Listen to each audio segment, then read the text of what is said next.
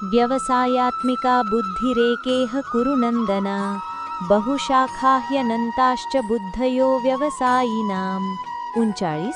हे अर्जुन, इस कर्म योग में निश्चयात्मिका बुद्धि एक ही होती है, किंतु अस्थिर विचार वाले विवेकहीन सकाम मनुष्यों की बुद्धियां निश्चय ही बहुत भेदों वाली और अनंत होती हैं।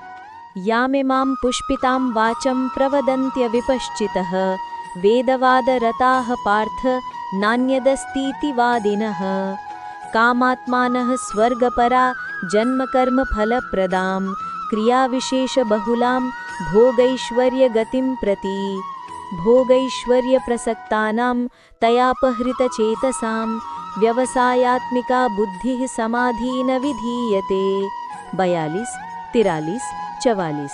हे अर्जुन, जो भोगों में तन्मय हो रहे हैं, जो कर्म फल के प्रशंसक वेद वाक्यों में प्रीति रखते हैं, जिनकी बुद्धि में स्वर्ग ही परम प्राप्य वस्तु है और जो स्वर्ग से बढ़कर दूसरी कोई वस्तु ही नहीं है, ऐसा कहने वाले हैं, वे अविवेकी जन इस प्रकार की जिस पुष्पित यानी दिखाऊ शोभायुक्त वाणी को कहा करते हैं, जो कि जन्म रूप कर्म फल देने वाली एवं भोग तथा ऐश्वर्य की प्राप्ति के लिए नाना प्रकार की बहुत सी क्रियाओं का वर्णन करने वाली है, उस वाणी द्वारा जिनका चित्त हर लिया गया है, जो भोग और ऐश्वर्य में अत्यंत आसक्त हैं, उन पुरुषों की परमात्मा में निश्चयात्मिका बुद्धि नहीं होती।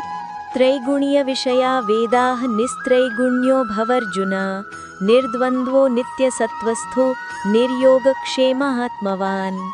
हे अर्जुन, वेद उपर्युक्त प्रकार से तीनों गुणों के कार्य रूप समस्त भोगों एवं उनके साधनों का प्रतिपादन करने वाले हैं, इसलिए तू उन भोगों एवं उनके साधनों आसक्तिहीन हर्ष शोक आदि द्वंद्वों से रहित नित्य वस्तु परमात्मा में स्थित योग क्षेम को न चाहने वाला और स्वाधीन अंतःकरण वाला हो।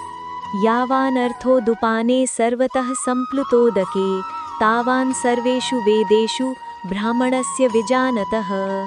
सब ओर से परिपूर्ण जलाशय के प्राप्त हो जाने पर छोटे जलाशय में मनुष्य का जितना प्रयोजन रहता है, ब्रह्म को तत्व से जानने वाले ब्राह्मण का समस्त वेदों में उतना ही प्रयोजन रह जाता है।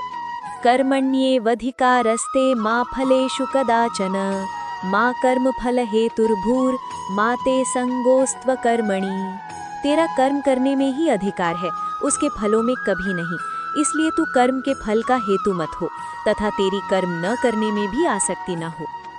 योगस्थः कुरु कर्माणि संगम त्यक्त्वा धनंजय सिद्ध्य सिद्धयोः समो भूत्वा समत्वं योग उच्यते। हे धनंजय, तू आसक्ति को त्याग कर तथा सिद्धि और असिद्धि में समान बुद्धि वाला होकर योग में स्थित हुआ कर्तव्य कर्मों को कर, समत्व ही योग कहलाता है। दूरेण ह्यवरं कर्म बुद्धि योगाद् धनंजय बुद्धौ शरणमन्विच्छ कृपणाः फलहेतवः।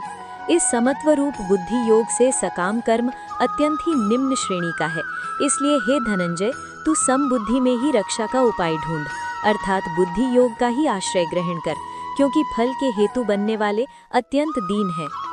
बुद्धि युक्तो जहातीह उभे सुकृत दुष्कृते तस्माद् योगाय युज्यस्व योगः कर्मसु कौशलम। समबुद्धि युक्त पुरुष पुण्य और पाप दोनों को इसी लोक में त्याग देता है, अर्थात उनसे मुक्त हो जाता है। इससे तू समत्व रूप योग में लग जा। ये समत्व रूप योग ही कर्मों में कुशलता है, अर्थात कर्म बंधन से छूटने का उपाय है।